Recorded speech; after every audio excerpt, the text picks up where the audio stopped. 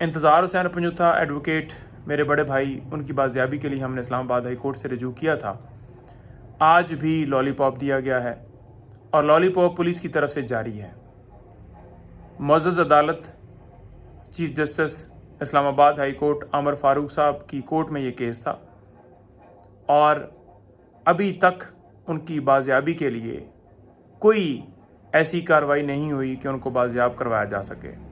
खाली रिपोर्टें ही मांगी जा रही हैं, खाली डायरेक्शन ही दी जा रही हैं कि इधर से चेक करें उधर से चेक करें, लेकिन कोई प्रैक्टिकली अमल बाजियाबी की तरफ नहीं बढ़ा।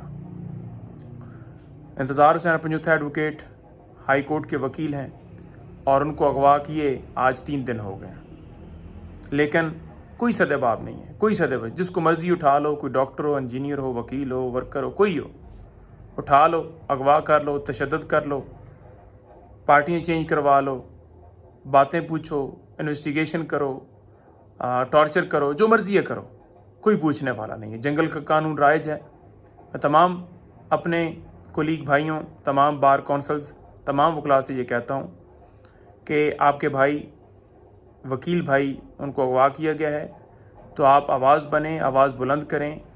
अगर आप आवाज़ बुलंद नहीं करेंगे तो फिर एक एक के करके ये सब की बारी है।